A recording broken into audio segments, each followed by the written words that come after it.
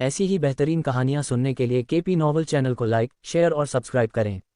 आने वाली कहानियों के बारे में जानने के लिए हमारे टेलीग्राम से जुड़ें। लिंक डिस्क्रिप्शन में है। केओस डिवाउरर सिस्टम, अध्याय 311, प्रशिक्षक मोनिका के जेरास पर विचार। वह एक मूर्ख है। हाँ, रेहाना ने उत्तर पर भौहें चढ़ाईं, जैसा कि वह उत्तर की अपेक्षा नहीं कर रही थी। वह एक अंधा मूर्ख है, प्रशिक्षक मोनिका ने एक बार फिर उत्तर दिया, जबकि रेहाना ने उसे उत्सुकता से देखा। और उसने तुम्हारी आंखों को कैसे पकड़ा? उसने उत्सुकता से पूछा। वह धीरे धीरे राक्षसी मार्ग पर उतर रहा है, प्रशिक्षक मोनिका ने उत्तर दिया, जबकि रेहाना ने अपना सिर अपने पेट पर टिकाया। वह भाग्यशाली है। वह धीरे धीरे अथाह रसातल में उतर रहा है, बिना ये जाने कि कब तुम्हारे स्वर्गीय साम्राज्य ने उसके हाथ पकड़ लिए। हाँ, लेकिन तुम उसे इस आधार पर कभी शिष्य के रूप में स्वीकार नहीं करती। ऐसे सैकड़ों लोग हैं जो हर दिन राक्षसी मार्ग पर उतर रहे हैं। उनमें से अधिकांश कहानी सुनाने के लिए पर्याप्त समय तक जीवित नहीं रहते। और अगर उन्होंने ऐसा किया भी, तो इसका हमसे क्या लेना देना है? रेहाना ने बेपरवाह भाव से पूछा। उसकी बेपरवाह अभिव्यक्ति एक बार फिर से प्रकट हुई, जिससे इंस्ट्रक्टर मोनिका ने अपना सिर जमीन से ऊपर उठाया और उसे देखा। उसके होठों पर एक हल्की सी मुस्कुराहट थी। और अतीत की तथाकथित डरपोक लड़की को देखो, अब तुम बेपरवाह परी हो। हम वाकई बहुत बदल गए हैं, इंस्ट्रक्टर मोनिका ने एक चंचल मुस्कुराहट के साथ कहा, जब उसने रेहाना के चेहरे पर गुलाबी रंग की छाया देखी। हम सभी समय के साथ बदलते हैं, रेहाना ने बचाव किया। मुझे लगता है, इंस्ट्रक्टर मोनिका ने जवाब दिया और उसने अपना सिर जमीन पर रख दिया। उसके लंबे बैंगनी बाल हर जगह बिखर रहे थे। जेरिस एक अंधा मूर्ख है, लेकिन वह खास है। खास इस मायने में कि वह सामान्य तरीके से शैतानी रास्ते पर नहीं उतर रहा है, जैसे कि हम सभी के अंदर की अंधेरी आवाज़ को सुनना। उसे किसी चीज़ द्वारा राक्षसी मार्ग पर धकेला जा रहा है। उसे इसका एहसास ही नहीं हो रहा है। हम धकेला जा रहा है। क्या आपका मतलब है कि उसे शैतान ने अपने वश में कर लिया है? रेहाना ने भौहें चढ़ाकर पूछा। मुझे नहीं पता, लेकिन उसे धीरे धीरे किसी चीज़ द्वारा अपने वश में किया जा रहा है। कुछ ऐसा जिसे मैं महसूस नहीं कर सकती या उसके अस्तित्व की पुष्टि नहीं कर सकती, लेकिन मैं जेरास पर उसके प्रभाव को महसूस कर सकती हूँ। और साथ ही, उसमें बहुत बड़ी क्षमता है, हमसे बिल्कुल भी कम नहीं। यह मेरी जिज्ञासा को जगाने के लिए पर्याप्त था और मैंने उसे अपना शिष्य चुन लिया, प्रशिक्षक मोनिका ने कहा, जबकि रेहाना ने सिर हिलाया, धीरे धीरे मामले को समझने लगी। तो प्रशिक्षक मोनिका, आप इस युवा को शिष्य को कैसे पढ़ाना है, इस बारे में क्यों नहीं बताती? रेहाना ने चंचलता से पूछा। ठीक है, ये वास्तव में उतना कठिन नहीं है जितना मैंने सोचा था। और वास्तव में, अगर जेरास के अलावा कोई और होता, तो मैं उसे आसानी से भंग कर देती, चाहे परिणाम कुछ भी हो। मुझे अपनी पसंद पर कभी पछतावा नहीं होता। अब यही मोनिका है जिसे मैं जानती हूँ, रेहाना ने कहा, जब प्रशिक्षक मोनिका ने उसके बालों पर अपना हाथ कस दिया, जिससे वह अपने होंठ सिकोड़कर चुप हो गई। तुम्हें पता है, वह बिल्कुल तुम्हारी तरह है, बेपरवाह, लेकिन एक कमजोरी जिसका फायदा उठाया जा सकता है। उदाहरण के लिए, मैंने उसे इस शेल्फ में मौजूद पूरी किताब 45 दिनों में पढ़ने के लिए कहा। बिल्कुल नहीं, उसने ये सही किया। मैं भी नहीं, रेहाना ने कहा, उसकी आवाज़ में कोई हलचल नहीं थी। नहीं, अगर मैं हर बार तुम्हें बिना किताब के देखूं तो तुम्हारे बाल खींचूंगी। ठीक है, शायद यही एकमात्र अपवाद हो, रेहाना ने स्वीकार करते हुए जवाब दिया। तो मैंने उसे ऐसा करने के लिए कहा, और तुम्हारे विपरीत, उसने वास्तव में इसे गंभीरता से लिया और किताबों से प्यार करने लगा। तभी मैंने उसकी असाधारण बुद्धिमत्ता पर भी ध्यान दिया। वह उस समय के भीतर किताब खत्म करने में सक्षम था। असाधारण है न? प्रशिक्षक मोनिका ने पूछा। अच्छा, मुझे लगता है, रेहाना ने पूछा, अनजाने में एक घूंट लेते हुए उसने अलमारियों पर रखी किताबों की बेतहाशा संख्या और उनके दिमाग को सुन्न कर देने वाले आकार को देखा। 45 दिनों में इसे खत्म करने के बारे में सोचना, भले ही उसके स्तर के संस्कार वाले व्यक्ति के लिए यह संभव था, यह अभी भी उसके दिल को ठंडा कर देता है। इसके अलावा, वह बहुत तेजी से सीखने वाला था, एनालिस जैसी चिड़चिड़ी से सीखने में सक्षम था। सच में? रेहाना ने भौहें चढ़ाते हुए पूछा। वह भी जानती थी कि एनालिस कितनी चिड़चिड़ी थी। वे सभी बचपन से ही बड़े हुए हैं और एक दूसरे को अच्छी तरह से जानते हैं। हाँ, वह लोगों से आसानी से जुड़ सकता था। वह घमंडी नहीं है, यहाँ तक कि कभी कभी काफ़ी अच्छा गुलाम भी बन जाता है। और साथ ही वह हर समय सुनता रहता है। इसलिए उसने ट्यूशन को बिल्कुल भी मुश्किल नहीं बनाया। अगर मैं कहूँ तो वह एक बहुत बढ़िया शिष्य था। किसने सोचा होगा कि कोई मेरी मोनिका का दिल चुराने में कामयाब हो गया? आउच! चुप रहो, बेवकूफ़। वह सिर्फ 17 साल का है। ये बाल शोषण है। प्रशिक्षक मोनिका ने एक बार फिर उसके बाल खींचे। मुझे इस पर आपसे असहमत होना पड़ेगा। आप भी सिर्फ 20 साल की हैं। और क्या वे नहीं कहते, प्यार अंधा होता है? आउच! नहीं, आप ही अंधे हैं, प्रशिक्षक मोनिका ने तीखी प्रतिक्रिया दी। और अब जब आपने अपने शिष्य की इतनी प्रशंसा की है तो क्या आप मुझे बता रहे हैं कि वह एक आदर्श व्यक्ति है? बिल्कुल नहीं। तो क्या आप बता सकते हैं कि वह किस में बेकार है? रेहाना ने उत्सुकता से पूछा। सबसे पहले, जैसा कि मैंने कहा, वह अंधा है। वह अभी भी शैतानी रास्ते पर चल रहा है और उसे हाल ही में इसका एहसास हुआ है, प्रशिक्षक मोनिका ने अपने बालों से खेलते हुए कहा। दूसरी बात, वह खुद को बहुत ज्यादा दोषी मानता है। वह हमेशा यही मानता है कि सब कुछ उसकी गलती है। वह अपनी समस्याओं को हल करने के लिए किसी पर भी, यहाँ तक कि मुझ पर भी, निर्भर नहीं रहता। इसके अलावा उसे सब कुछ अकेले ही करना पसंद है, प्रशिक्षक मोनिका ने उत्तर दिया। छी, क्या बेवकूफ़ है। अगर मेरे पास प्रशिक्षक मोनिका जैसा कोई गुरु होता तो मैं अपने बचे हुए दिन फिल्में देखने और गल्फ खेलना सीखने में बिताता। ओह, चुप रहो, तुम आलसी मूर्ख हो।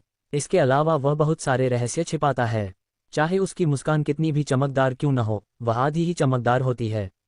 वह उनके बारे में बहुत ज्यादा खास है, ये सुनिश्चित करते हुए कि कभी भी गलती से भी उन्हें उजागर न कर दे।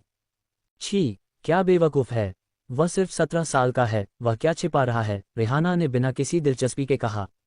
और साथ ही वह अपने बारे में बहुत खास है और लोगों पर बिल्कुल भी भरोसा नहीं करता। एक बार ऐसा हुआ था जब उसे लगा कि मैं उसका बलात्कार करने जा रही हूँ, जबकि मैं उसे गुप्त कमरे में ले जाना चाहती थी। और उसने मुझसे ऐसे भीख मांगी जैसे कि वह आम परिदृश्य में एक असहाय लड़की हो। हा हा हा हा, तुरंत कमरे के चारों कोनों में जोरदार हंसी गूंज उठी। छी, कितना बेवकूफ़ है। वह खुद को बहुत ज्यादा आंक रहा होगा, रेहाना ने मजाक उड़ाया। जब मैं उसे देखूंगी तो मैं निश्चित हो जाऊंगी या उसके सिर पर थपकी दूंगी। वैसे वह कहाँ है? मुझे नहीं पता। मोनिका। अध्याय 312, खोखले डोमेन का उपयोग करने का एक नया तरीका। छाया की एक विशाल गेंद पूरे स्थान पर एकत्रित हो गई, जिसने आसपास के स्थान के एक बड़े हिस्से को निगल लिया और किसी को भी ये देखने से रोक दिया कि अंदर क्या हो रहा था। डोमेन के भीतर धमाका। टाइटन के विशाल शरीर के गिरने पर मस्तिष्क का रस और रक्त झरने की तरह छलकने लगा। एक और नीचे, एक युवक की आवाज पूरे स्थान पर गूंजी, जिसे नरक कहा जा सकता है क्योंकि सिंहासन कक्ष के फर्श पर पहले से ही खून का एक छोटा सा पूल जमा हो गया था, जिसमें सैकड़ों टाइटन लाशें भरी हुई थीं।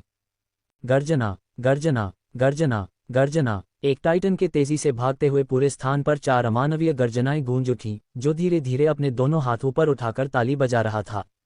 -400 ऊर्जा। Bang, bang, bang, bang. चारों टाइटन्स के जमीन पर गिरने से खून और दिमाग का पदार्थ एक बार फिर से जगह जगह फैल गया। फिर भी यह एक अनंत चक्र था क्योंकि टाइटन्स का एक और समूह पहले से ही उसकी ओर दौड़ रहा था। लेकिन उनमें से कोई भी जेरास की आधी दूरी तक नहीं पहुंच पाया, इससे पहले कि उनका दिमाग फटकर गल जाए। जेरा के दिमाग में एक अजीबोगरीब विचार आया जब उसने ज्यादा से ज्यादा टाइटन्स को मारने का सबसे अच्छा तरीका सोचा। उसका एस्ट्रल टाइटन मॉर्फ बहुत शक्तिशाली था, लेकिन यह बहुत क्रूर था और बहुत सहनशक्ति को खत्म कर देता था। उसका पूर्ण मॉर्फ जीन भी उसी मानदंड में आता है क्योंकि इसके लिए भी अपने प्रतिद्वंद्वी के साथ शारीरिक रूप से भिड़ना पड़ता है, और इसका सबसे बड़ा फायदा यह था कि यह युद्ध में किसी भी और सभी स्थितियों के अनुकूल होने की क्षमता रखता था। उसके अन्य बड़े पैमाने के हमलों में प्राचीन भगवान की उंगली का उपयोग करना शामिल है, जो निस्संदेह मील को कुछ भी नहीं बना सकता था। इसमें कोई संदेह नहीं कि यह बहुत शक्तिशाली था और बड़े पैमाने पर हमला भी था, लेकिन टाइटन्स की अंतहीन लहरों के सामने ये केवल समय की बात थी कि वह पागलों की तरह ऊर्जा की मात्रा के आगे घुटने टेक दे। इसलिए उसके पास एक आखिरी चीज बची थी और वह थी उसका खोखला डोमेन। यह मारने का एकदम सही और तेज तरीका था, लेकिन यह इस मायने में नुकसानदेह था कि यह बहुत बड़ा नहीं था। यह अधिकतम 10 टाइटन्स को ही फंसा सकता था। फिर उसे इसे पूर्ववत करना होगा, फिर एक बार और इस्तेमाल करने से पहले अपने पास और टाइटन्स को इकट्ठा करना होगा। ये बहुत समय लेने वाला था और हर मिनट अपने डोमेन को पूर्ववत करना अविश्वसनीय रूप से थका देने वाला भी था। तभी उसके दिमाग में यह विचार आया। चूंकि वह अपने डोमेन में सर्वोच्च था और वह लगभग वह सब कुछ कर सकता था जिसकी वह कल्पना कर सकता था, तो डोमेन को अनंत रूप से क्यों न बढ़ाया जाए, ताकि डोमेन मीलों तक फैल जाए और सभी टाइटन्स को कवर कर ले। इस तरह वह उन सभी को हमारे डोमेन के अंदर ला सकता था और फिर उन्हें मारना सांस लेने जितना आसान हो जाता। यह एक पागलपन भरा विचार था और उसने कभी नहीं सोचा था कि उसे इसकी ज़रूरत पड़ेगी, क्योंकि वह अपने डोमेन के साथ जितनी भी लड़ाइयाँ करता है वे हमेशा आमने सामने की लड़ाइयाँ होती हैं। लेकिन अब ये स्थिति में सबसे सही था और जेरास ने इसे आजमाया। परिणाम के लिए वे निराशाजनक नहीं थे, जबकि वह वास्तव में इसे असीम रूप से फैलाने में असमर्थ था। वह इसे इतना फैलाने में सक्षम था कि इसमें लगभग 500 टाइटन्स शामिल थे, और इसने उसके डोमेन में छोटे छोटे नारकीय स्थान बनाए। अब यह एक शैतानी डोमेन की तरह लग रहा था और टाइटन्स मक्खियों की तरह गिर गए। बेशक ऊर्जा अभियान पागलपन भरा था, लेकिन वह अपनी वर्तमान उच्च मात्रा की ऊर्जा के कारण इसे प्रबंधित कर सकता था और साथ ही वह मृत टाइटन के जीवन सार को पागलपन से निगलने में सक्षम था। लेकिन कुछ ऐसी चीजें भी थीं जो कुछ अजीब थीं। भले ही जेरास अच्छी तरह से जानता था कि उसे कमजोर होना चाहिए, वह बिल्कुल विपरीत महसूस कर रहा था। हर बार जब खून हवा में उछलता था तो उसका दिल तेजी से धड़क रहा था और जेरास कसम खा सकता था कि ये दुनिया का सबसे खूबसूरत नज़ारा था। हवा में एक अजीब सी खुशबू थी जो उसे बहुत खुश कर रही थी और उसकी थकान को दूर कर रही थी, और ठीक उसी समय उसका दाहिना हाथ आगे बढ़ा और उसने अपनी आंखें सिकोड़ ली जैसे कोई वस्तु लगभग तुरंत ही जीवन में खिल उठी हो। एक गेंद धीरे धीरे उसकी हथेलियों में जल रही थी। यह कोई और नहीं बल्कि अराजकता की गेंद थी। लेकिन कैसे, मैं इतनी आसानी से कैसे नियंत्रित कर सकता हूँ? जेरास ने चौंक कर सोचा, क्योंकि गेंद टाइटन्स की ज्वार की ओर फेंकी गई थी जो उसकी ओर दौड़ रहे थे। एक विनाशकारी विस्फोट ने पूरे स्थान को हिलाकर रख दिया, क्योंकि टाइटन्स की ज्वार के माध्यम से एक विशाल छेद हो गया था। अराजकता की गेंद अपने रास्ते में सब कुछ चीरती हुई चली गई और तुरंत एक और फेंका गया और फिर एक और फिर एक और। पूरे क्षेत्र में खून भर गया, लाशों का पहाड़ जैसा ढेर। और मुझे और चाहिए। ऐसा लग रहा था कि वह पागल हो गया था, क्योंकि जेरास ने टाइटन की ज्वार की ओर अराजकता की गेंदें फेंकना शुरू कर दिया था जो मक्खन में गर्म चाकू की तरह चीरती हुई निकल रही थी। फिर भी ये बिल्कुल भी पर्याप्त नहीं था। वह और चाहता था, उसका खून और चाहता था। जेरा के मुंह से एक शैतानी दहाड़ निकली, क्योंकि उसकी बाईं आंख में काला भंवर भयानक गति से घूमने लगा। तुरंत धमाका, जेरास के पैरों के नीचे की जमीन धंस गई, क्योंकि वह विनाशकारी शक्ति के साथ फट गया। अपनी मुट्ठियों को कसकर बंद करते हुए उसका शरीर अचानक हवा में ही टूट गया और फिर वह पूरी ताकत से मुक्का मारकर भयानक शक्ति से फट गया। धमाका, पूरी जगह पर विनाशकारी शॉकवेव फैल गई जब जेरा के पैरों से काली ऊर्जा का एक खंभा निकला और तुरंत ही उस जगह के सबसे नजदीकी टाइटन्स के पेट के क्षेत्र में एक बहुत बड़ा छेद कर दिया। लेकिन यह अभी भी पूरा नहीं हुआ था, क्योंकि ऊर्जा की किरण आगे बढ़ती रही। पीछे कुल 4 अन्य टाइटन्स को चीरती हुई रुक गई। हैरान जेरा ने अपनी मुट्ठी को देखा और उसका मुंह सदमे से चौड़ा हो गया। धमाका, जेरा की ओर ऊपर से एक बहुत बड़ा हाथ फटा जो विनाशकारी शक्ति के साथ टकराया। फिर भी जेरा 1 इंच भी नहीं हिला और उसने दोनों हाथ ऊपर उठाए। काबूम, उसके पैरों के नीचे की जमीन धंस गई, क्योंकि वह पूरे 1 मीटर तक जमीन में धंसा हुआ था। टक्कर से जेरा के मुंह से खून बह रहा था। फिर भी उसके हाथ जो बड़ी मुट्ठी पकड़े हुए थे कभी नहीं हिले, क्योंकि उसका बायां हाथ एक तेज ब्लेड में बदल गया और फिर क्लीव क्लीव। टाइटन के हाथ उसकी मुट्ठी से कट गए और फिर उसके चेहरे पर एक चिकनी रेखा दिखाई दी, क्योंकि वह 2 टुकड़ों में फट गया था। उसका विशाल शरीर जमीन पर गिर गया। जेरा धीरे से जमीन पर गिरा और कुछ सेकंड के लिए स्थिर रहा। फिर अचानक उसके चेहरे पर एक मुस्कान खिल गई। अब मैं समझ गया। अध्याय 313, अराजकता भक्षक का मार्ग। अराजकता भक्षक का मार्ग।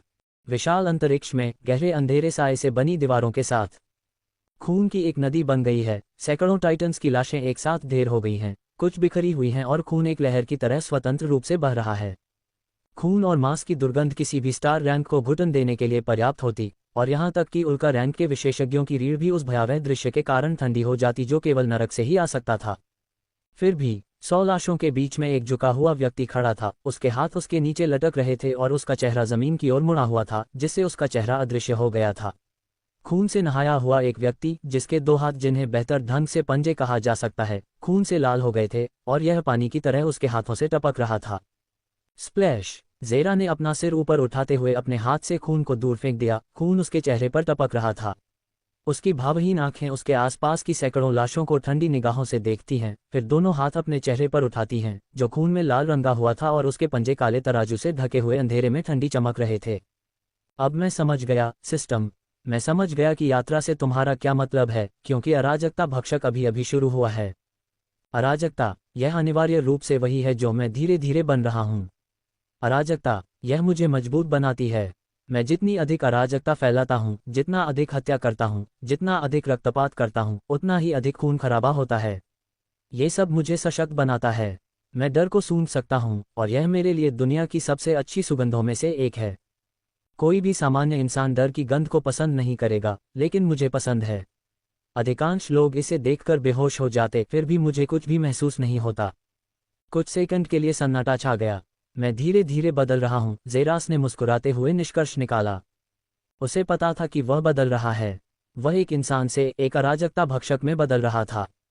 एक भावनाहीन शैतान जो अराजकता पर पलता है और उसी पर पलता है, जो बिना पलक झपकाए हजारों लोगों को मार सकता है।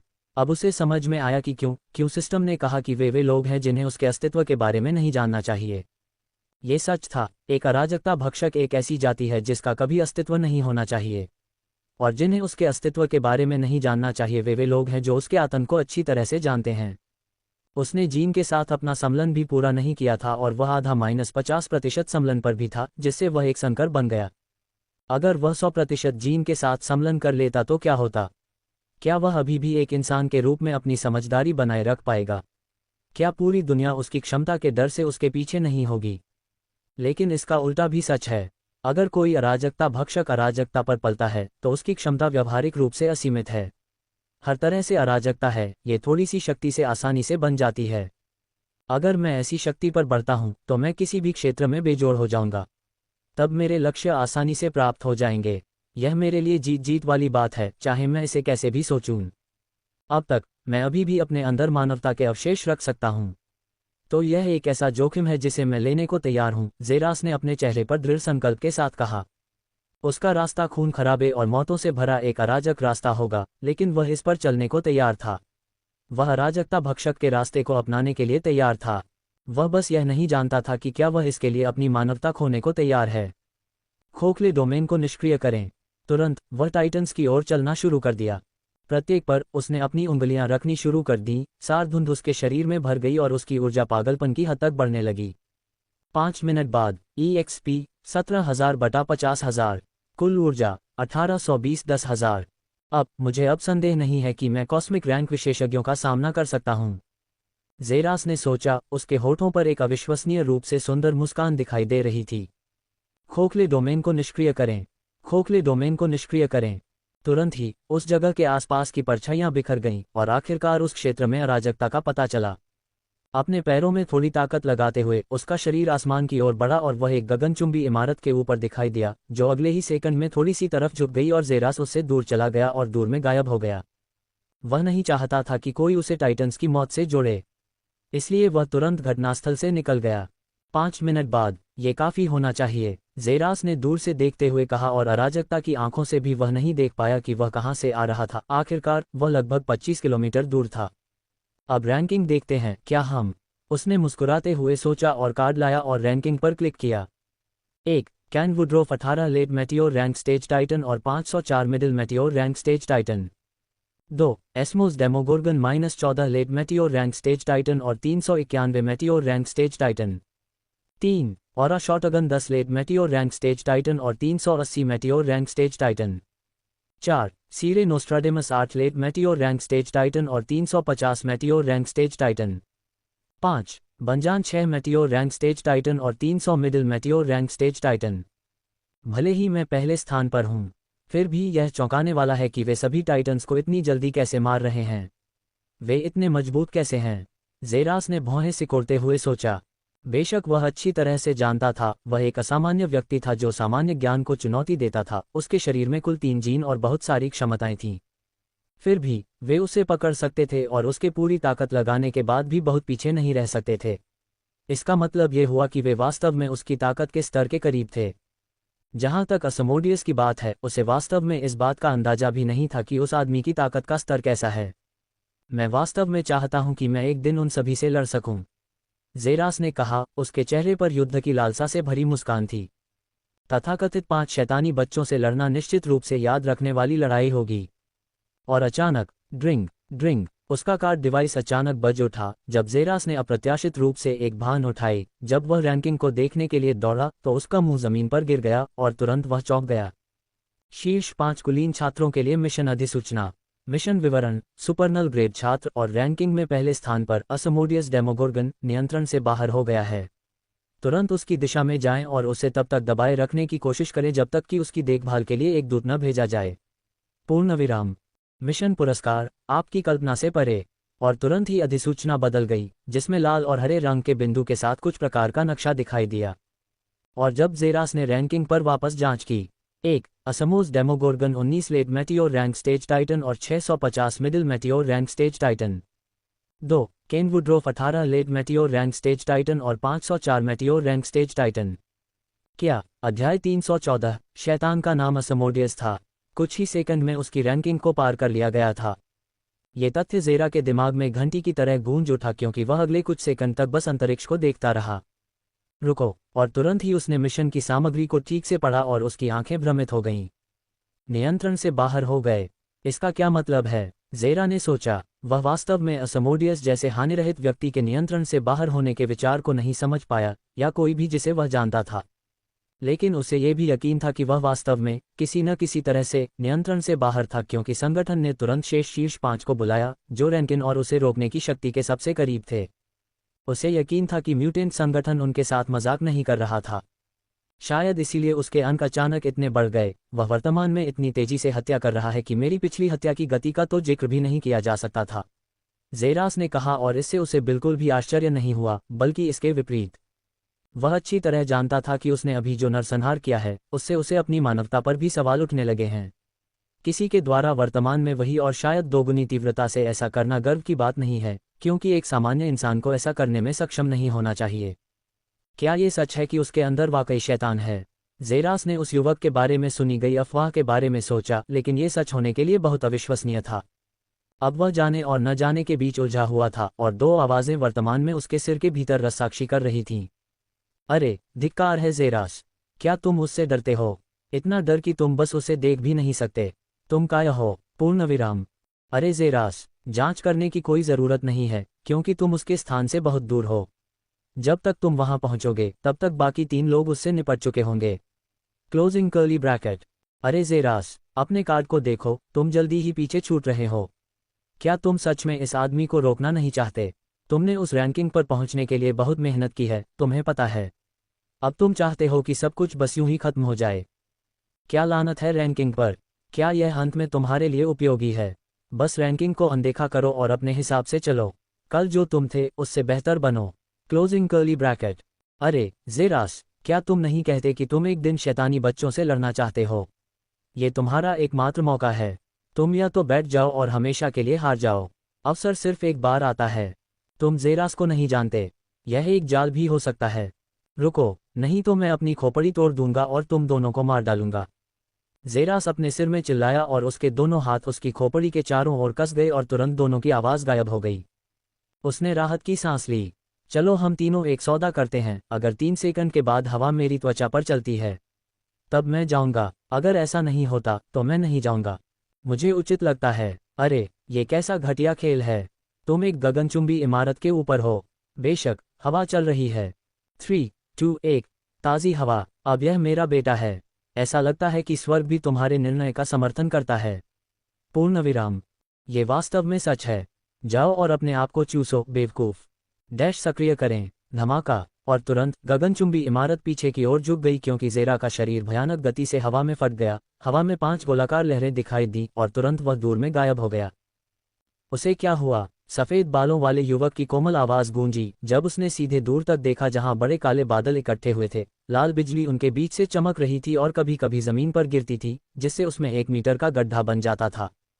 काले बादलों के नीचे सुनहरे बालों वाले एक युवक की आकृति देखी जा सकती थी, जिसका पूरा शरीर अंधेरे और लाल ऊर्जा के घूमते हुए कोहरे से ढका हुआ था, क्योंकि उसके पैरों के नीचे की जमीन कभी भी छूने पर कांच की तरह फट जाती थी और उसके चारों ओर मौजूद टाइटन्स अचानक राख में बदल जाते थे और उसके सिर के ऊपर काले बादल में समा जाते थे।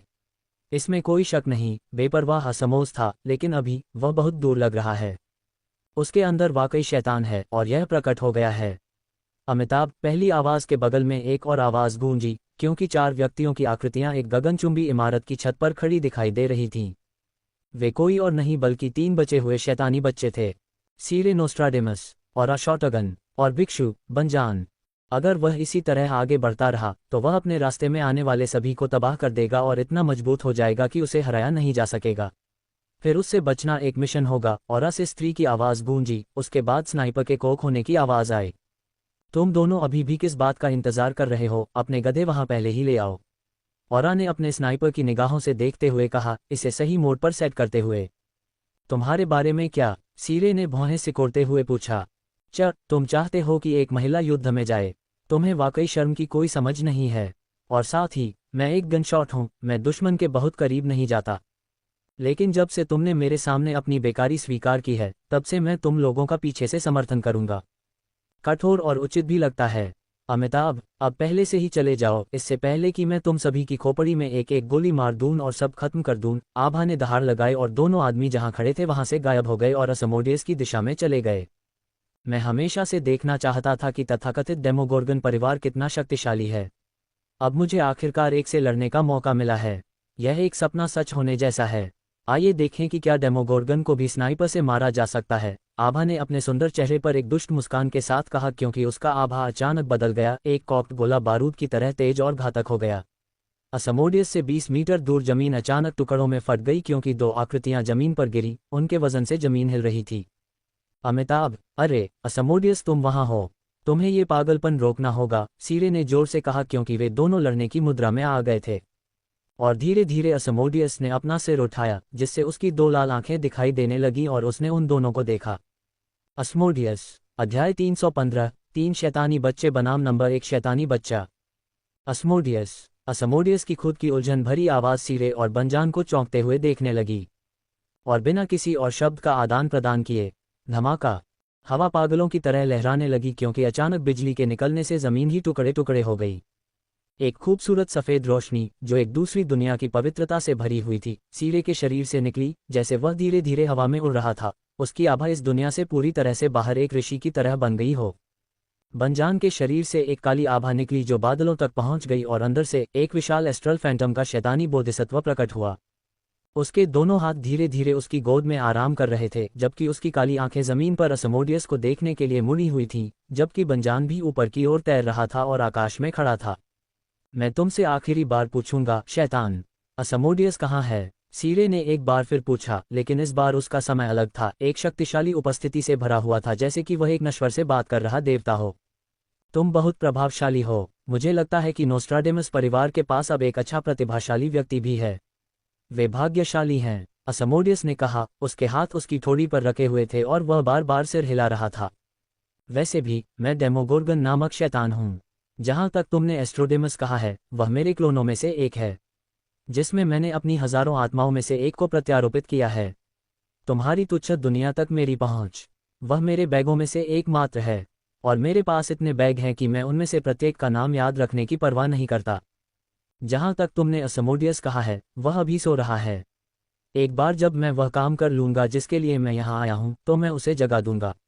अगर मैं तुम दोनों को मार दूं, तो दूसरे शैतान सरदार सोचेंगे कि मैं उनके सभी क्लोनों को मारने की कोशिश कर रहा हूं, और यह बर्दाश्त करने के लिए बहुत ज्यादा परेशानी होगी। बेहतर होगा कि तुम दोनों मेरे रास्ते से हट जाओ और मुझे अपना काम जारी रखने दो। अगर तुम जानते हो कि तुम्हारे लिए सबसे अच्छा क्या है, असमोडियस ने उन्हें अनदेखा करते हुए कहा और अपने रास्ते पर चलता रहा। लेकिन अचानक वह अपने पैरों पर खड़ा हो गया क्योंकि उसकी लाल आंखों में एक खतरनाक चमक चमक उठी। मैंने तुम दोनों को जीने का मौका दिया, फिर भी तुमने इसे अनदेखा किया। फिर मैं तुम्हें मार दूंगा और बाद में आने वाली किसी भी परेशानी को हल करूंगा, उसने तय किया जब उसने उस विशाल ताड़ को देखा, जो भयानक शक्ति के साथ नीचे की ओर गिर रहा था। असमोडियस के पैरों के नीचे की जमीन टुकड़े टुकड़े होने लगी, हालांकि ताड़ अभी जमीन पर भी नहीं गिरा था। अमिताभ, छी, परेशान करने वाला कीड़ा। तुरंत एस्ट्रोडेमस ने अपने हाथ ऊपर उठाए। जैसे ही एक लाल रंग की बिजली उसके ऊपर जमा बादलों से नीचे की ओर चमकी और उसकी हथेलियों पर गिर पड़ी, उससे सिर्फ 1 इंच की दूरी पर रुक गई। तुरंत ही ये सिकुड़ने लगा और सिकुड़ने लगा और 1 सेकंड से भी कम समय बाद बिजली की एक गेंद जो आकार में एक फुटबॉल से टक्कर ले सकती थी, उसकी हथेलियों में दिखाई दी और उसने उसे बेपरवाही से अपनी हथेली की ओर फेंक दिया जो उस पर गिर पड़ी। काबूम! पूरा स्थान पागलों की तरह हिल गया क्योंकि टक्कर के स्रोत पर हवा में सफेद रेखाएं दिखाई दी, जिससे एक विनाशकारी शॉकवेव पैदा हुई जो एक गोलाकार प्रारूप में फैल गई। जगह के चारों ओर लगे शीशे बिजली से जोर से उड़कर टुकड़े टुकड़े हो गए। तुरंत उसकी ओर झपटने वाली विशाल हथेली गेंद से रुक गई और पूरा हाथ पीछे की ओर झटका। उसके शरीर पर दरारें दिखाई देने लगीं। काबूम! एस्ट्रल हाथ ऊर्जा के टुकड़ों में फट गया और 2 हाथ वाला बोधिसत्व पहले आदान प्रदान में 1 हाथ वाले बोधिसत्व में बदल गया। और यहाँ आपको विशेष नस्ल का माना जाता है। लगता है मैं गलत था। बैनजन के माथे पर एक नस उभर आए और अगले ही पल उसकी त्वचा पर कट के निशान दिखाई देने लगे, क्योंकि उसके शरीर से खून टपकने लगा था, जबकि हड्डियों के टूटने की आवाज पूरे घर में गूंज रही थी। फिर भी बैनजन के चेहरे पर कभी भी शिकन नहीं आई, क्योंकि उसने अपना तटस्थ भाव बनाए रखा। अमिताभ, तुम बुराई के रास्ते पर बहुत आगे बढ़ गए हो, उसने जोर से कहा, जिससे असमोडियस की हंसी निकल गई। तुम्हारे बारे में क्या? एक डार्क मॉन्क। मेरा अनुमान है कि उस एस्ट्रल फैंटम को बनाने के लिए कुल 800 आत्माओं की आवश्यकता है। और तुम कहते हो कि मैं शैतान हूँ। क्या तुम नशे में हो? और तुरंत उसने अपना ध्यान बैनर्जन से हटा लिया। ऐश ने सिरे को देखने के लिए मुड़ गई। तुम ही हो जो मेरी जिज्ञासा को सबसे ज्यादा उत्तेजित करते हो। तो मुझे दिखाओ कि तुम्हारे पास क्या है। और तुरंत सिरे के मुंह से सफ़ेद गैस निकली और उसकी दोनों सफ़ेद पुतलियों के बीच से एक सुनहरा तारा पैदा हुआ। पीछे हटो, उसने आदेश दिया और तुरंत ही असमोडियस का चेहरा बदल गया क्योंकि उसे रहस्यमय तरीके से उसके पैरों से उठा लिया गया और धमाका धमाका धमाका धमाका धमाका, उसका शरीर बेकाबू होकर अनगिनत गगनचुंबी इमारतों को चीरता हुआ, बेकाबू होकर उन्हें चीरता हुआ उनके दांतों के कोने से खून निकलता हुआ दिखाई दिया। कोई आश्चर्य नहीं कि तुम मुझे इतनी ऊर्जा देते हो, इसलिए तुम स्पीच डेविल के दूत हो। ये वास्तव में एक शक्तिशाली क्षमता है, लेकिन असमोडियस ने कहा, हालांकि उसका शरीर अभी गगनचुंबी इमारतों की दीवारों को चीर रहा था। और तुरंत उसका सिर जो खतरनाक तरीके से अगली दीवार के करीब जा रहा था, अचानक घूम गया क्योंकि असमोडियस ने खुद को हवा में जोर से घुमाया और धीरे से दीवार पर उतरा। उसके पैरों के बजाय उसके उतरने के स्रोत से बाहर की ओर एक गोलाकार लहर उठ रही थी। इसे काफी मजबूत इच्छाशक्ति से तोड़ा जा सकता है, उसने सोचा और अपना सिर ऊपर उठाकर लगभग 200 मीटर दूर सिरे को देखा, जब अचानक उसने देखा कि युवक के होंठ हिल रहे थे। यह एक गलती थी। हाँ, असमोडियस के मस्तिष्क पर एक बहुत बड़ा सिरदर्द हुआ और उसका मुंह चौड़ा हो गया, ऊपर से उसमें खून की बूंदें टपकने लगीं। उसने अपना हाथ अपने माथे तक उठाया और फिर वह इसे महसूस कर सकता था, उसके माथे पर चिकनी गोली का छेद जो उसकी खोपड़ी को पूरी तरह से छेद कर गया था। और बेपरवाही से वह बिना हिले डुले जमीन पर गिर गया। गगनचुंबी इमारत के शीर्ष पर आरा ने धीरे से अपने हाथों को ट्रिगर से मुक्त किया और उसने बासी सफ़ेद हवा में सांस ली। ओह, यह आश्चर्यजनक रूप से आसान था, उसने मुस्कुराते हुए जोर से कहा और अपने बैग से सोडा कैन निकाला। अध्याय 316, उन्हें पूरी तरह से नष्ट करना। एक बूम, जब वह उठी तो दोनों युवकों के बगल में एक आकृति उतरी, उसका स्नाइपर उसके कंधे पर था। ये वास्तव में आसान था, है न? औरा ने मुस्कुराते हुए पूछा क्योंकि वह दूर की ओर देख रही थी, जहां असमोडियस का शरीर गतिहीन पड़ा था। हाँ, शायद थोड़ा ज्यादा आसान, सीरे ने संकुचित आंखों से पूछा। असमोडियस से महसूस की गई शक्ति के स्तर और खतरनाक आभा के लिए ऐसा कोई तरीका नहीं था कि वह इस तरह से मरा हो। गतिहीन शरीर ही इस बात का पर्याप्त प्रमाण था कि यह शुद्ध तथ्य था। अमिताभ बंसिन की आवाज गूंज उठी जब उन दोनों ने हवा में क्रॉस लेग बैठे काले भिक्षु की ओर अपना सिर उठाया। और फिर क्या लानत है भिक्षु? औरा ने पूछा क्योंकि उसका स्नाइपर उसके कंधों से गायब हो गया, उसके स्टोरेज रिंग में रखा गया और वह दृश्य छोड़ने के लिए तैयार हो गई। अमिताभ, दुष्ट बादल अभी तक नहीं छटा है, जिसका अर्थ है कि वह पूरी तरह जीवित है, बंजन ने कहा जब उसने दोनों को ऊपर से संकुचित आंखों से देखा। जो भी हो, औरा ने उबे हुए भाव के साथ कहा, जबकि वह दूर जा रही थी। और तुरंत सीरे की आंखें चौंक कर चौड़ी हो गईं जब उसने बादल की ओर देखा और पाया कि वह वैसा ही था जैसा वह था। अगर वह मर चुका है तो बादल अभी भी कैसे मौजूद है?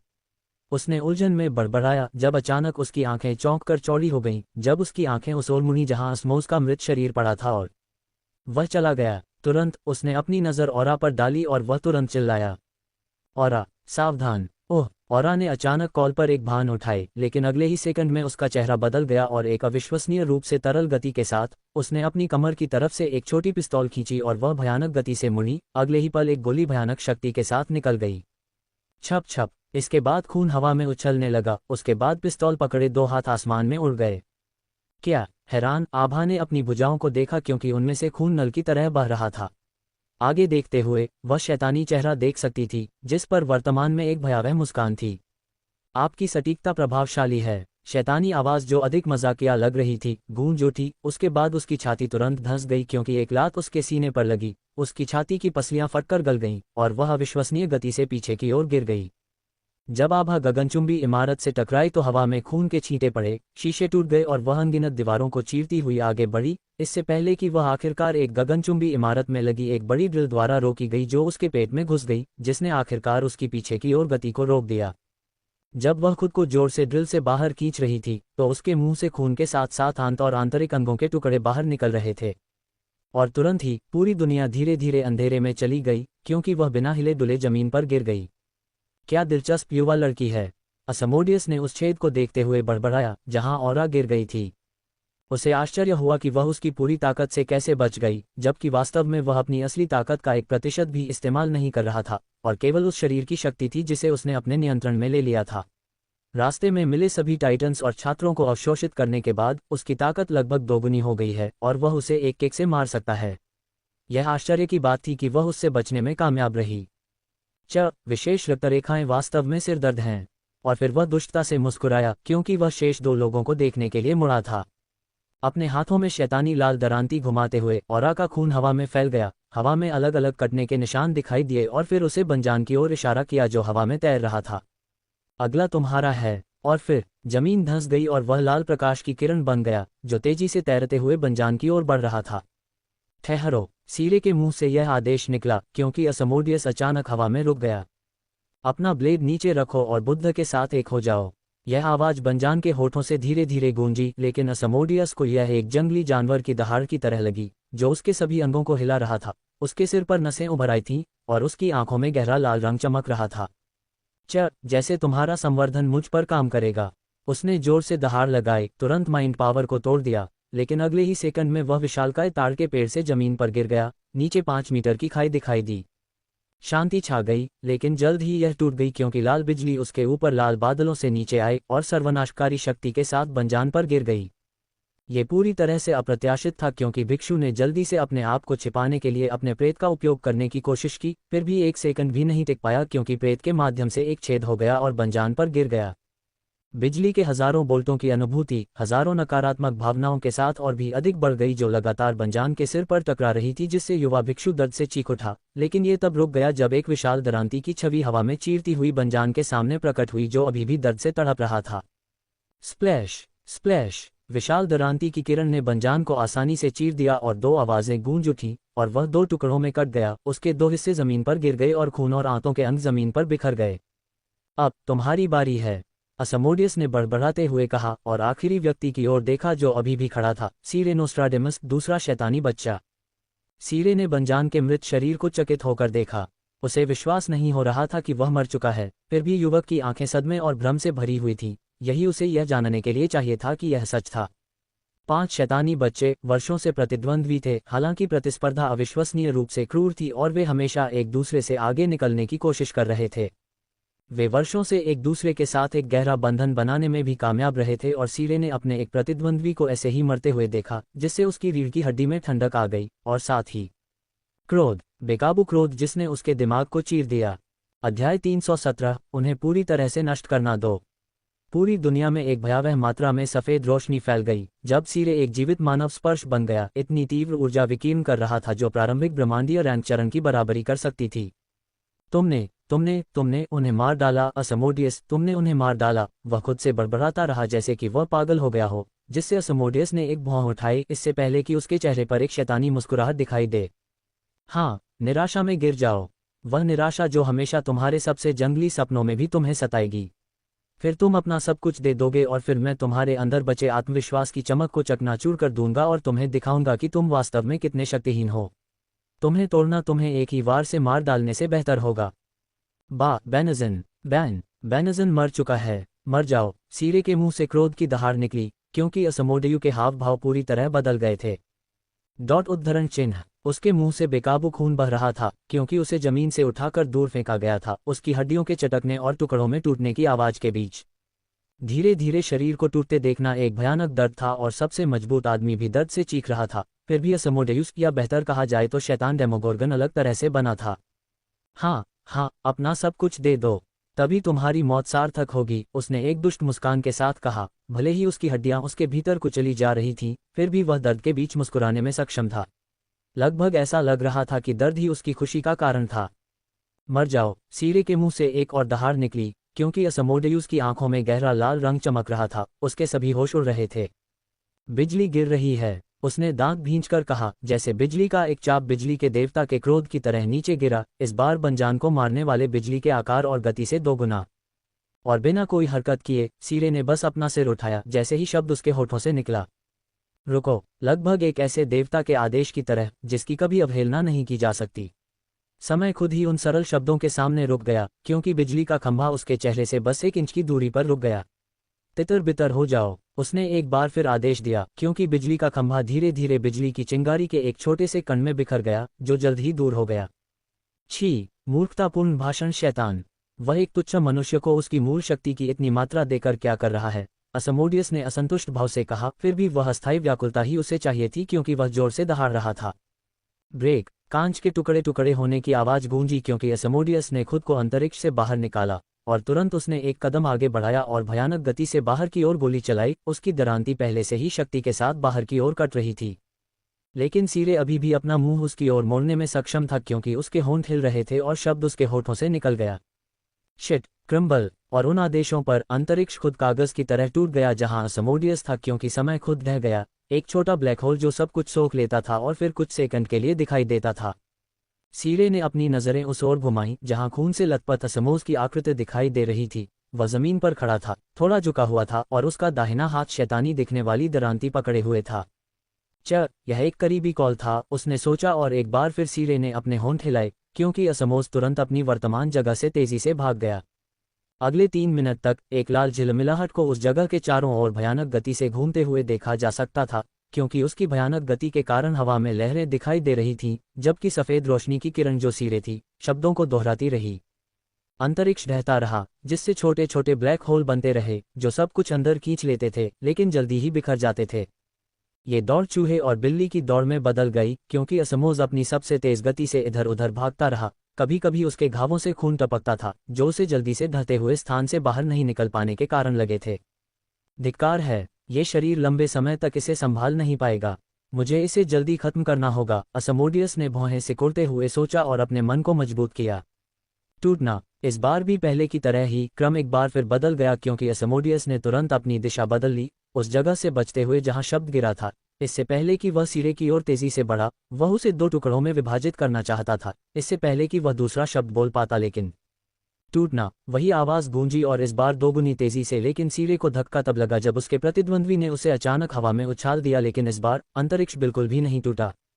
सीरे के मुंह से खून निकला, उसके बाद उसके कान, आंखें और नाक से भी खून निकला और वह कमजोर होकर जमीन पर गिरा। उसके आसपास की रोशनी अविश्वसनीय रूप से मंद हो गई क्योंकि उसका स्वस्थ शरीर तुरंत ही कमजोर हो गया, मांस की एक परत से ढकी हड्डियों तक सिमट गया। एक पल में वह एक बूढ़ा आदमी बन गया जिसके पास बहुत लंबी दाढ़ी और सफेद बाल थे, झुर्रीदार चेहरा और अंधा। जब असमोडियस धीरे धीरे घुटनों के बल बैठे सीरे की ओर बढ़ा तो पूरे स्थान पर पदचिह्नों की आवाज गूंज उठी। उसके बाएं हाथ में दरांती थी जिसे उसने अपने कंधे पर रखा, जबकि उसके दाहिने हाथ ने उसके बालों को पकड़ा और उसे ऊपर की ओर खींचकर आंखों के स्तर पर ले आया। क्या तुम बस इतना ही कर सकते हो? पहले से ही ऊर्जा समाप्त हो गई है, असमोडियस ने शैतानी मुस्कान के साथ कहा जब उसने सीरे की आंखों से खूनी आंसू की एक लकीर टपकते हुए देखी। क्या यही वह चीज है जो तुम्हारी सभी नीच जाति को प्रभावित करती है? यह मूर्खतापूर्ण करुणा, चाहे वे कितने भी बुरे क्यों न हो, वे इससे छुटकारा नहीं पा सकते और इसीलिए वे हमेशा कमजोर रहते हैं, हमेशा भावनाओं के गुलाम, और यही कारण है कि वे हमेशा अपनी पूरी क्षमता तक पहुंचने में विफल रहते हैं। यहां तक कि तुम जैसे व्यक्ति को भी इतनी मूल ऊर्जा का आशीर्वाद मिला है, वह इससे बच नहीं सकता। यदि आप में से कोई भी उस कमजोरी पर विजय नहीं पा सकता तो आपकी दुनिया हमेशा के लिए बर्बाद हो जाएगी। अध्याय 318। शैतान भगवान डेमोरगोगन को झटका लगा। ये वही चीज है जो आपकी सभी नीच जाति को प्रभावित करती है, यह मूर्खतापूर्ण करुणा। चाहे वे कितने भी शक्तिशाली क्यों न हो, वे इससे छुटकारा नहीं पा सकते और यही कारण है कि वे हमेशा कमजोर बने रहते हैं, हमेशा अपनी भावनाओं के गुलाम बने रहते हैं, और यही कारण है कि वे हमेशा अपनी क्षमता तक पहुंचने में विफल रहते हैं। यहां तक कि आप जैसे व्यक्ति को भी भाषण शैतान की इतनी मूल ऊर्जा का आशीर्वाद मिला है, वह इससे बच नहीं सकता। यदि आप में से कोई भी उस कमजोरी पर विजय प्राप्त नहीं कर सकता तो आपकी दुनिया हमेशा के लिए बर्बाद हो जाएगी।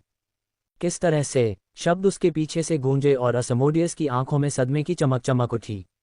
तुरंत उसने अपनी नज़र ऊपर की ओर अपने पीछे गगनचुंबी इमारत की ओर घुमाई जहां एक सुंदर आकृति दिखाई दे रही थी, बर्फ की तरह सफ़ेद हवा वाला एक युवक जिसकी आंखें भावनाहीन थीं, और उसने अपने हाथ अपनी जेबों में डाल लिए। और तुम कौन हो? उसने पूछा और युवक जहां खड़ा था वहां से गायब हो गया। ज़ेरास के ज़मीन पर गिरने और धीरे धीरे सीधा खड़े होने के बाद असमोडियस से 10 मीटर दूर ज़मीन टुकड़े टुकड़े हो गई। अगले 10 सेकंड तक दोनों आमने सामने रहे, जब वे दोनों एक दूसरे को ध्यान से देखते रहे, इससे पहले कि डेमोगोर्गन के होठों के कोने आपस में मुड़े और वह खुद से मजाक करते हुए हंसा। तुम कब से देख रहे हो?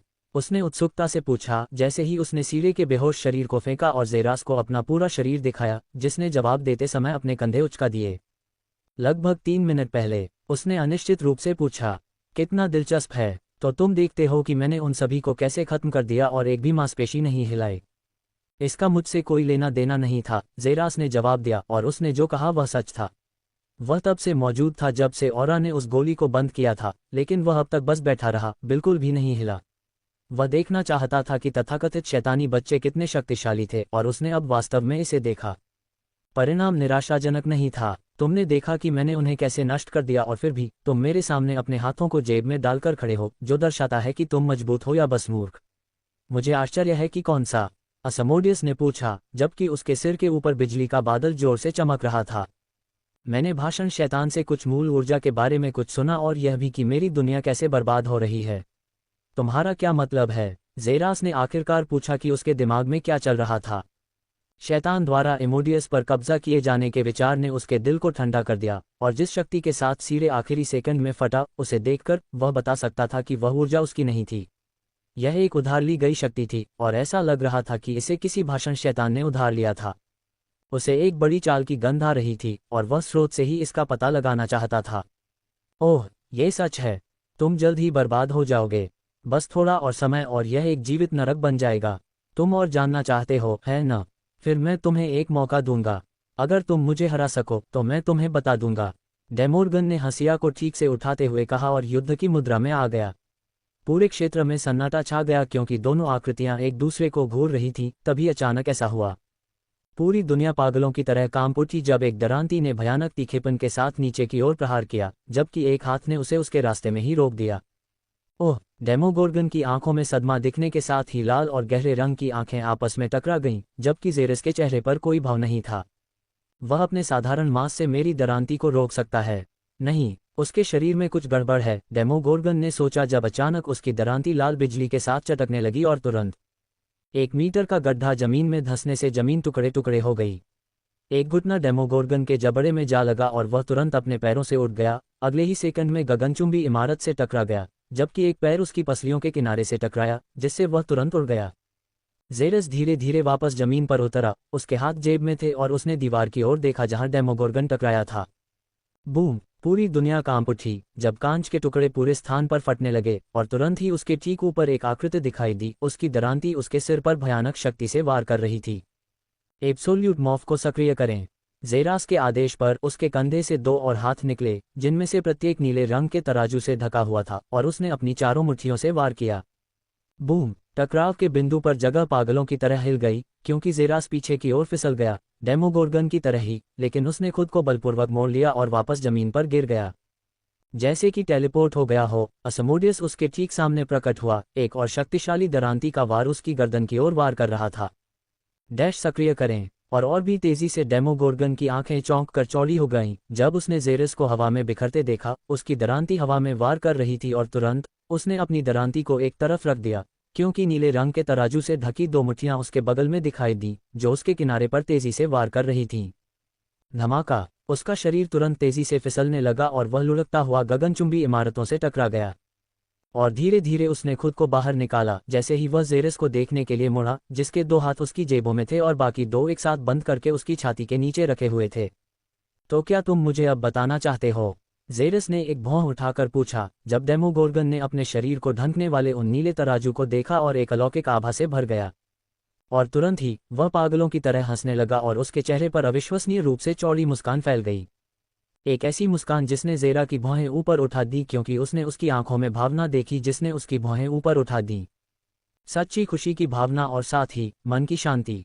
ये तुम हो, मैंने आखिरकार तुम्हें पा लिया है, प्राचीन रक्तरेखा धारक, डेमोगोर्गन ने जोर से कहा, और ज़ेरास ने एक भान उठाए। प्राचीन रक्तरेखा धारक? क्या वह स्लीपिंग टाइटन जीन के बारे में बात कर रहा है? कितना दिलचस्प है। अध्याय 319, शैतान भगवान डेमोर्गन का प्रस्ताव।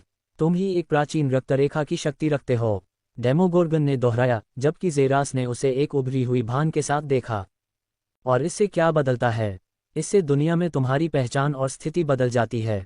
तुम्हारी दुनिया इतनी नीची है कि तुम प्राचीन रक्त का सही अर्थ नहीं समझ सकते, और तुम खुद भी अनजान लग रहे थे।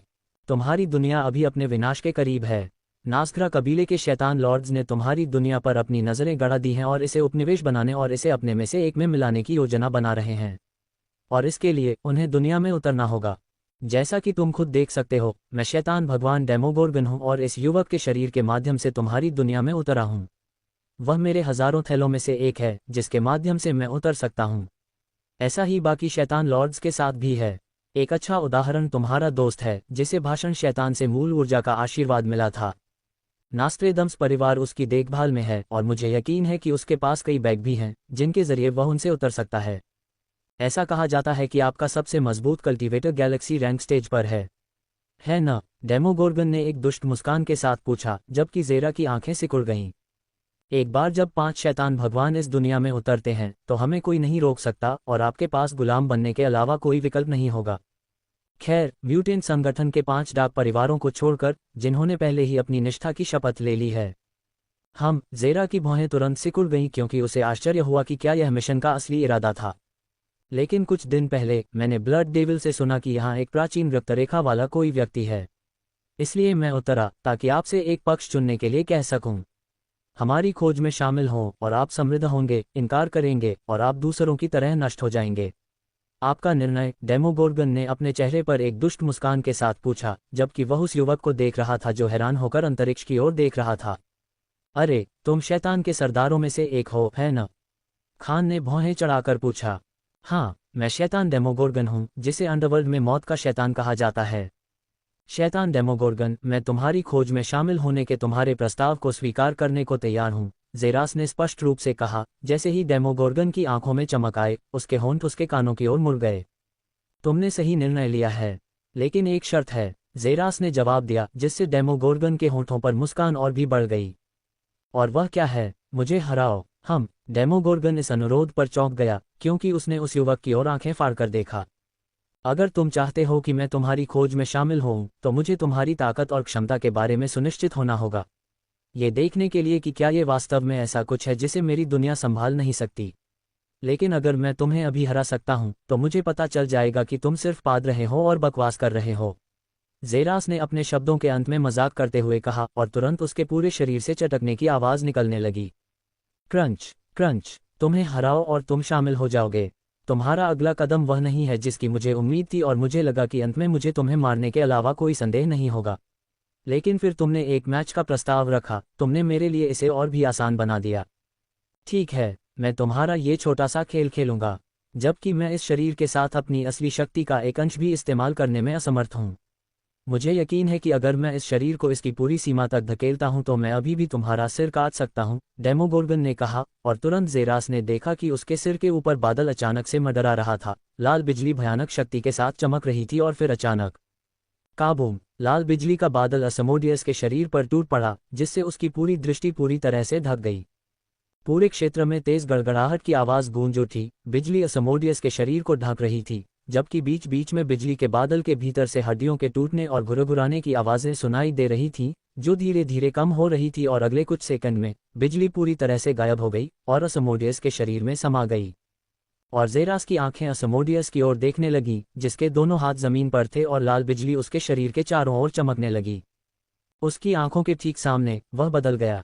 ज़ेरास को दिखाई देने वाली उसकी पीठ अचानक ऊपर की ओर उछलने लगी और अजीब तरह से हिलने लगी, जैसे कि कुछ उससे बाहर निकलना चाहता हो, और तुरंत 2 बड़े पंख उसकी त्वचा को चीरते हुए बाहर निकले। वे पहले तो मांस के टुकड़े जैसे लग रहे थे, क्योंकि वे खून से लथपथ थे और उनका रंग अजीब बैंगनी था। जैसे जैसे वे बड़े होते गए और फैलते गए, उनका आकार बहुत बड़ा लगने लगा, जो 3 मीटर की लंबाई तक पहुंच गया। उनके सिरे नुकीले और चमगादड़ की तरह नुकीले थे। लेकिन ये सब एस्मोस के कंधे की हड्डियों के नीचे ठीक नहीं था, जहां से पंख निकले थे। कुछ और भी उसकी त्वचा को चीरता हुआ महसूस किया जा सकता था। ज़ेरा को आश्चर्य हुआ कि यह पंखों की एक और जोड़ी थी, जो बड़े पंखों की तुलना में काफी छोटी थी, जो 2 मीटर की लंबाई तक पहुंच गई थी, जो वर्तमान में उसकी वर्तमान ऊंचाई से बड़ी थी। इसके बाद एस्मोस का शरीर फैलने लगा, उसकी त्वचा पर लाल और गहरे रंग की नसें उभरने लगीं और वह पागलों की तरह मांसल हो गया। और जल्द ही वह 5 मीटर की ऊंचाई पर पहुंच गया, जो ज़ेरा के सिर से ऊपर तक पहुंच गया, भले ही वह एक झुकी हुई स्थिति में लेटा हो। उसकी पीठ के ऊपर से एक लंबी काली पूंछ निकली हुई थी। इसका आधार मोटा था, जो धीरे धीरे छोटा होता जा रहा था, लेकिन अंत में एक विशेष बिंदु था जो लाल चमक रहा था। पूंछ उसके शरीर से निकलने वाला आखिरी हिस्सा नहीं था, बल्कि उसके सिर के ऊपर से निकला था। पूंछ की तरह ही 2 काले सींग निकले हुए थे। वे आधार पर काफी मोटे थे और एक बिंदु तक संकीर्ण हो गए थे, और पूंछ की तरह ही सींगों की नोक लाल चमक रही थी। कभी कभी उसमें से बिजली चमकती थी। उसकी बड़ी हुई भुजाओं से एक गहरा धातु का आवरण दिखाई दिया। उसके पंजे बढ़ने के साथ ही उनमें से कांटे निकल रहे थे, फर्श को चीरते हुए, मानो वह मक्खन के अलावा कुछ नहीं था।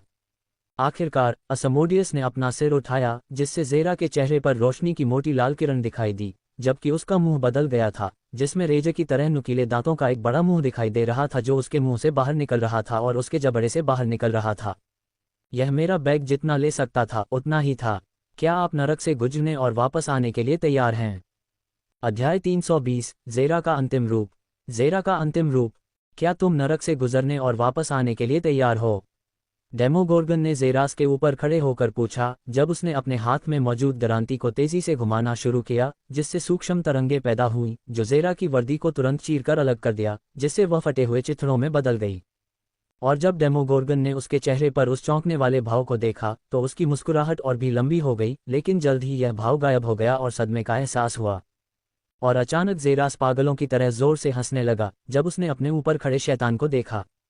मैंने पहले भी यह एहसास महसूस किया है, पराजित होने का एहसास। मैं अपने दिल में डर महसूस करता हूँ और यह मुझे बहुत खुश करता है। मुझे यह एहसास याद आता है, लेकिन आज मैं अपने दिल से डर को बलपूर्वक निकाल दूंगा। मैं डर की भावना से ऊपर उठ जाऊंगा, ज़ेरास ने जोर से कहा। इससे पहले कि उसकी हंसी गायब हो जाए, उसकी जगह एक दुष्ट मुस्कुराहट आ गई। मैं तुम्हें पूरी ताकत से काम करने की सलाह दूंगा, क्योंकि मैं भी पहली बार पूरी ताकत से काम करने जा रहा हूँ, उसने कहा, इससे पहले कि उसके दोनों हाथ उसके कपड़ों के करीब पहुंचे और फिर उसके शरीर से उसे जबरदस्ती फाड़ दिया गया, जिससे उसका पूरी तरह से गड़ा हुआ शरीर सामने आ गया। क्या तुम मुझे दिखाना चाहते हो कि तुम्हारा शरीर कितना सुंदर है और उम्मीद है कि मैं तुम्हारे साथ नरमी से पेश आऊंगा? डेमोगोर्गन ने पूछा, उसके सामने खड़ी छोटी चींटी से बिल्कुल भी भयभीत नहीं हुआ। हे, तुम चाहो, एस्ट्रल टाइटन मॉर्फ को सक्रिय करो। तुरंत बादल काले हो गए और फिर बिजली की एक सुनहरी चाप ने उन्हें घेर लिया, जो अंतरिक्ष के ताने बाने में चटकती और लहरदार थी। जैसे ही वह ज़ेरास पर सर्वनाशकारी शक्ति के साथ गिरी, जिससे आसपास के वातावरण में भारी मात्रा में ऊर्जा और विकिरण जारी हुआ। सुनहरी बिजली के समुद्र से आच्छादित ज़ेरास की हड्डियां तेजी से बढ़ीं और उसके मांस को चीरती हुई बड़ी हो गईं। उसकी मांसपेशियां भी उसके पीछे पीछे चली गईं। जैसे जैसे वे फैली हुई हड्डियों को ढकने के लिए बढ़ती गईं, तब तक पुनर्जीवित होती रहीं जब तक कि वह 10 मीटर लंबा टाइटन नहीं बन गया। तुरंत उसके शरीर से नीले रंग के तराजू निकल आए और उसके पूरे शरीर को मजबूती से ढकते हुए नीली रेखाएं दिखाई देने लगी। उनका आकार अविश्वसनीय शक्ति और महिमा से भर गया। तुरंत ही उसके सफ़ेद बाल 3 मीटर लंबे हो गए, जो ज़ेरास के पीछे बेतरतीब ढंग से बह रहे थे, जिसकी तीखी नीली आंखें प्रकाश की एक नीली किरण को विकीर्ण कर रही थीं, जिसने हवा को झुलसा दिया। लेकिन वह अभी भी समाप्त हो चुका था, शून्य से बाहर निकल रहा था। विशाल एस्ट्रल ब्लेड उसके हाथों में फिसल गया और एक साधारण इच्छा के साथ ये 7 मीटर लंबे ब्लेड में बदल गया। इस पर लगे नीले रंग के रन अविश्वसनीय शक्ति के साथ भड़क उठे। ज़ेरास ने अपनी ऊर्जा को हथियार में डाला, जितना वह ले सकता था, और तुरंत अंतरिक्ष से सफ़ेद दरारें फैल गईं, जो अंतरिक्ष के आसन टूटने का संकेत था। अपने बाएं हाथ को बगल में बढ़ाते हुए एक और हथियार अचानक प्रकट हुआ, जो कि डेमॉर्गन की अपेक्षा से कम था, क्योंकि उसने ज़ेरास को देखा जो अचानक एक अलौकिक सुनहरे आभा के साथ भड़क गया था। अगर एस्ट्रल टाइटन मॉर्फ ने स्वर्ग से युद्ध करने के लिए तैयार एक अपराजय टाइटन की आभा दी, तो अटलांटिस ट्राइडेंट को पकड़ने के साथ आने वाला अटलांटिस किंग परिवर्तन स्वर्ग के प्रतिबंधित सम्राट की तरह था, जो अपना सही स्थान वापस लेने आ रहा था। उसके नीले रंग के तराजू का रंग बदलने लगा और तुरंत ही उसके शरीर के दाहिने हिस्से को ढकने वाले सभी तराजू सुनहरे रंग में लिपट गए, क्योंकि अटलांटिस ट्राइडेंट तेजी से बढ़ रहा था, जो एस्ट्रल वर्ल्ड जितना लंबा हो गया। दोनों परिवर्तनों का एक साथ उपयोग करने के बल से उसकी कोशिकाओं के माध्यम से ऊर्जा की पागल मात्रा के कारण ज़ेरा के होंठों से दर्द की कराह लगभग निकल गई, लेकिन उसने पागलपन की एक पागल मुस्कान के साथ उस भावना को दबा दिया और उसने तुरंत फुसफुसाया, पूर्ण रूप को सक्रिय करें। तुरंत ही उसके कंधे से 2 और हाथ निकले, जिनमें से प्रत्येक भयानक दिखने वाली नसों से भरा था, लेकिन जल्द ही सुनहरे तराजू और नीले तराजू से ढक गया। अराजकता की आंखों को सक्रिय करें। उसकी बाईं आंख बदल गई, एक अंतहीन ब्लैक होल बन गई जो सभी आत्माओं को अपने अंदर समाहित करने में सक्षम थी, क्योंकि उसकी आंखों में एक छोटा सा काला बिंदु दिखाई दिया। एक विनाशकारी दहाड़ ने पूरी दुनिया को हिला दिया। हर गगनचुंबी इमारत के शीशे चकनाचूर हो गए, क्योंकि ज़ेरा के पैरों के नीचे की जमीन अचानक ऊर्जा के विस्फोट से टुकड़ों में बिखर गई और डेमोगोर्गन ने खुद को ऊर्जा से पीछे की ओर फिसलते हुए पाया। क्या? उसने चौंक कर जोर से दहाड़ लगाई, क्योंकि उसने अपने सामने खड़े घृणित व्यक्ति को देखा, जो एक ऐसी ऊर्जा विकीर्ण कर रहा था जो उसकी ऊर्जा से जरा भी कम नहीं थी। यह असंभव है। यह एक प्राचीन देववंश की शक्ति से परे है। डेमोगोर्गन ने अविश्वसनीय रूप से दहाड़ लगाए। उसके सामने की आकृति ने मध्य ब्रह्मांडीय रैंक स्टेज के पदचिह्न को कितनी ऊर्जा से छुआ, जबकि कॉस्मिक रैंक स्टेज अभी भी शैतान भगवान डेमोगोर्गन के सामने अपना सिर उठाने के योग्य नहीं था। उसे इस बात ने चौंका दिया कि युवक स्पष्ट रूप से केवल मध्य उल्का रैंक स्टेज पर था। कैसे एक मध्य उल्का रैंक स्टेज एक कॉस्मिक रैंक स्टेज की ऊर्जा को विकीर्ण करने में सक्षम था, जिसने वास्तव में उसे पागल कर दिया, क्योंकि उसका दिमाग इस विचार को आगे बढ़ाता है कि अगर वह वास्तव में कॉस्मिक रैंक तक पहुंच गया तो क्या होगा। फिर भी उसे बस इतना ही मिला कि ज़ेरास धीरे धीरे अपनी कमर को झुका रहा था, उसका ऊपरी शरीर आगे की ओर था और उसकी दो भावहीन आंखें उस पर टिकी हुई थीं। तुरंत दो पैरों का एक विशाल निशान जमीन पर रह गया, क्योंकि ज़ेरास अविश्वसनीय गति से आगे बढ़ा। यहाँ तक कि अंतरिक्ष भी गति के कारण तुरंत फट गया, क्योंकि 5 गोलाकार अवरोध हवा में दिखाई दिए, ज़ेरास द्वारा एक ही पल में ध्वनि की गति को 5 बार तोड़ने का परिणाम। अंतरिक्ष तुरंत फट गया, क्योंकि ज़ेरास तुरंत डेमोगोर्गन के सामने प्रकट हुआ, उसका एस्ट्रल ब्लेड बाहर की ओर फटा और तुरंत डेमोगोर्गन ने इसे महसूस किया। कुछ ऐसा जो उसने पिछली बार उस आकृति को देखने के बाद से कभी महसूस नहीं किया था। मौत की गंध। तुरंत खिड़की से सारी ठंडक बाहर फेंक दी गई, क्योंकि उसकी आंखों में एक तीव्र लाल रंग की रोशनी चमक उठी। चले जाओ। ज़ेरा की गति से कम नहीं, उसकी दरांती ने उसके शैतानी शरीर के चारों ओर 2 बार चक्कर लगाया, ज़ेरा की ओर बाहर की ओर बढ़ने से पहले गति पकड़ी। एक विस्फोट जिसने पूरे 1 किलोमीटर के दायरे को धूल में बदल दिया।